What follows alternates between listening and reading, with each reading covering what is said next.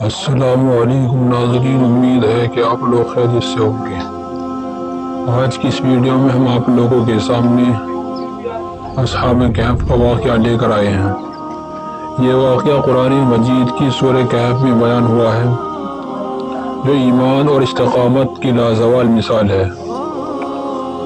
ایک دور تھا کہ جب ایک ظالم بادشاہ اپنی رعایا کو بتوں کی پوجا کرنے پر مجبور کرتا تھا،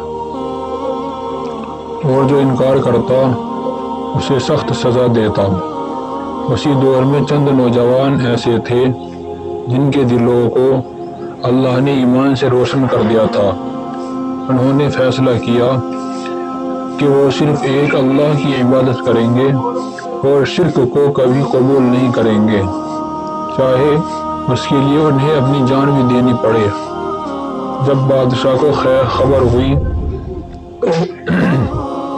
تو اس نے ان نوجوانوں کو طلب کیا اور دھمکی دی کہ اگر تم نے میرے معبودوں کو نہ مانا تو تمہیں قتل کر دیا جائے گا۔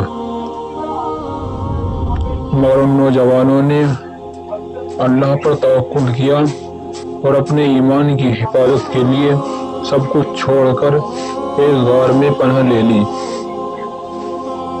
وہ ایک سادہ غار تھی، ان کے لیے جنت جیسا بنا دیا۔ اللہ تعالیٰ نے ان پر نیند طاری کر دی اور وہ 309 سال تک سوتے رہے۔ ان کا کتا بھی دروازے پر بیٹھا رہا جو ان کی حفاظت کرتا نظر آتا تھا۔ اللہ نے سورج کی روشنی کو اس طرح موڑا کہ ان کے جسم محفوظ رہے اور وقت کا پہیہ چلتا رہا، لیکن وہ ایک لمحے کے لیے بھی نہ جاگے۔ جب وہ بیدار ہوئے تو یوں لگا جیسے کچھ دیر سوئے ہوں۔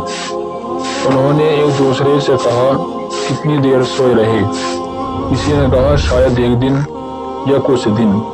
جب ایک نوجوان کو کھانے کے لیے بھیجا گیا تو شہر اور لوگ بدل چکے تھے، سکے پرانے ہو چکے تھے اور لوگ حیران تھے کہ یہ کیسا انسان ہے جو صدیوں پرانے لباس اور سکے لیے ہوئے ہے۔ تب حقیقت ظاہر ہوئی کہ اللہ نے ان نوجوانوں کو زمانے کے لیے نشانی بنا کر محفوظ رکھا، تاکہ لوگ جان لیں کہ مرنے کے بعد دوبارہ زندہ ہونا کوئی مشکل نہیں۔ اصحاب کہف کا واقعہ اس بات کی گواہی ہے کہ جو اللہ پر یقین رکھتا ہے وہ اس کی حفاظت ایسے کرتا ہے کہ زمانہ بھی حیران رہ جاتا ہے۔ یہ نوجوان نہ صرف اپنے دور کے لیے مثال بنے بلکہ قیامت تک کے ایمان والوں کے لیے ہدایت کا چراغ بن گئے۔ قرآن کہتا ہے، ہم نے ان کے دلوں کو مضبوط کر دیا۔ جب وہ اٹھے اور کہا، ہمارا رب وہی ہے جو آسمانوں اور زمینوں کا رب ہے، ہم اس کے سوا کسی اور کو معبود نہیں بنا سکتے۔ امید ہے کہ ویڈیو آپ کو پسند آئی ہوگی۔ اسی طرح کی قرآنی واقعات اور اسلامی واقعات والی ویڈیوز کے لیے ہمارے چینل کو سبسکرائب کریں۔